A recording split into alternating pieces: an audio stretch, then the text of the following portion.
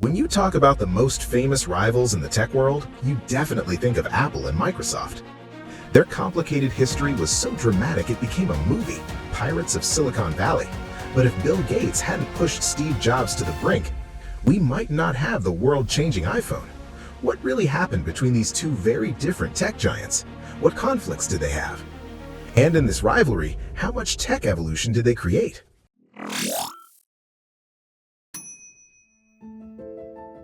In 1977, Jobs and his genius engineer friend Steve Wozniak officially registered Apple Computer Inc.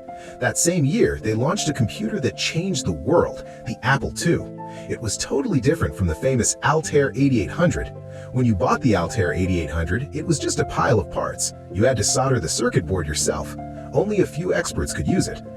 But the Apple II was like a normal appliance. You just plugged it into your TV, bringing the computer from the professional's garage to the ordinary person's home. The Apple II had a small flaw. Its built-in software, Integer Basic, couldn't handle decimals. This limited its commercial value. To fix this, Jobs sought out Bill Gates, who was the same age but still unknown. He hired Gates's company, Microsoft, to write a more complete programming language for Apple, AppleSoft Basic. This became Microsoft's main source of income at the time. This was the first collaboration between Apple and Microsoft, and the beginning of all the drama. In 1979, Jobs used an investment partnership to visit Xerox's Park Lab. When he saw the graphical user interface, GUI, he couldn't believe his eyes. Back then, computers could only be operated by typing commands, but Xerox's scientists had created a whole new world. The screen had a desktop and icons, and you could interact with the computer by clicking icons with a device called a mouse. More importantly, Xerox had already developed what you see is what you get layout and drawing software, massively boosting commercial potential. At the time, Xerox was focused on competing with IBM in the copier business, so the GUI was just a side project. But Jobs saw it as a world-changing technology. He immediately gathered his team to fully develop the next-generation PC. The Apple Lisa, launched in 1983, had an advanced concept, but the cost was too high, and there wasn't much commercial software available. It was critically acclaimed, but sold poorly, resulting in huge losses. But Jobs didn't give up. He quickly took charge of another project, the Macintosh, which became Apple's signature product, the Mac computer we know well. And this time, Jobs' demands were even higher. He wanted the Mac to keep the graphical interface and have an all-in-one chassis, looking like a beautiful appliance. And of course, the price had to be more affordable. Paired with powerful application software, it would convince people to buy a computer. So, Jobs reached out to Bill Gates, with whom he had worked before, asking Microsoft to develop word processing and spreadsheet software for the new Macintosh. That period was truly their honeymoon phase. Bill Gates was almost always at Apple's headquarters. On the surface, he praised the Macintosh, but he was thinking something entirely different. In 1984, the Macintosh debuted with a classic Super Bowl ad and was a huge hit. It was a sensation. Its intuitive graphical interface and beautiful fonts completely changed how people viewed computers. Word and Excel, developed by Microsoft for the Mac, made creating documents intuitive, WISIWIG, and were key to expanding the market. However, in November 1985, Microsoft released the first Windows, a graphical user interface operating system, and it wasn't limited to the Mac platform. IBM computers could also use it. To Jobs, this thing was an outright imitation. Overlapping windows, drop-down menus, and mouse operation, wasn't that the Macintosh? Jobs immediately called Microsoft to Apple HQ for a confrontation, but a furious tirade didn't change Microsoft's stance. Apple decided to sue.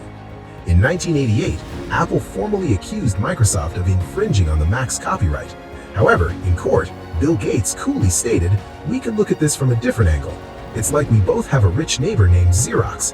I broke into his house wanting to steal his TV, only to find you'd already taken it." The final verdict came out in 1992. Apple lost. Microsoft soared. For Jobs, Apple was the star, and Microsoft was just a hired hand writing applications.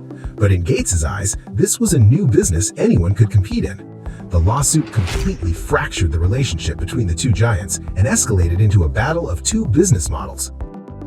Jobs' demand for perfect craftsmanship led Apple down a closed path of vertical software and hardware integration. The advantage was a perfect experience, but the drawback was the extremely high cost. For most people, Apple computers were a luxury item. Microsoft took the opposite approach. They played the open game, licensing the Windows system to all manufacturers who wanted to make computers. Riding the success of the IBM AT and XT architectures, they completely dominated the market. Friends who bought a Windows CD back then, feel free to comment and share how much you paid and which version you bought. Let's rewind a little bit to 1985. Jobs, who prioritized quality over cost, lost an internal power struggle at Apple. He angrily resigned to found Next, taking several Apple veterans with him. In the 10 years without Jobs, Apple's strategy changed several times. After 3 CEOs, the former industry leader had become a tiny ant under the Microsoft empire, at risk of bankruptcy at any moment. In 1997, near bankruptcy, Apple couldn't find anyone to take over the CEO mess, and Jobs returned to Apple as a crisis leader.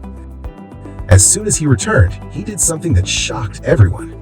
He convinced his rival, Bill Gates, even inviting him to video call in at the Macworld conference, and Gates committed to investing $150 million in Apple, saving the company from its imminent demise. The two sides also dropped their long-running patent disputes. With the bailout funds, Jobs drastically cut products he deemed unnecessary, focusing development and design energy on the new generation personal computer, the iMac. Even though he couldn't topple the Microsoft empire, he successfully found a niche in the design and creative fields, finally allowing Apple to return to profitability. From the iMac and iBook to the iPod launched in 2001, Jobs' strong personal charisma led consumers to believe in the Apple ecosystem experience. The integration of iPod and iTunes not only revolutionized the portable music player, but also changed the music industry ecosystem. Based on this foundation, Jobs began pursuing a bigger dream. At the 2007 Apple keynote, he unveiled the groundbreaking first iPhone, which changed the whole world. In the decades-long war between Apple and Microsoft, Jobs learned to create a platform for others to use within his perfect ecosystem. In 2005, Apple announced that iMac and iPod would drop their self-made processors and switch to Intel. Later, Apple computers were even allowed to install Windows operating system. Breaking the mold greatly improved their market competitiveness. With the iPhone, Apple kept the hardware and operating system closed, but opened up the App Store and peripheral devices market, attracting a continuous stream of developers. This created an unshakable Apple ecosystem.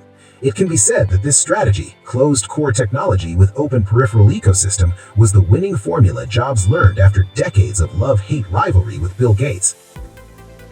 In contrast, Microsoft's so-called open Windows Phone, because it entered the market too late and few people used it, developers were willing to invest, so the app ecosystem never took off, and they eventually exited the mobile phone market.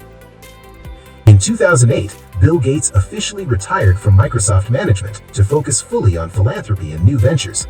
In 2011, Steve Jobs died of pancreatic cancer, shocking the world. Bill Gates issued a public statement mourning Jobs. He said very few people have had such a profound impact on the world as Jobs, and it was a great honor to work with him. The war between the two tech giants finally came to an end. However, the rivalry between the two companies, Apple and Microsoft, is not over. Apple, which started with personal computers, still can't shake Microsoft's PC empire, but successfully counterattacked in the mobile phone market. Rising from the brink of bankruptcy in the 90s, it became the first US company with $1 trillion market cap. Where do you think the next battleground for Apple and Microsoft will be? Let us know in the comments.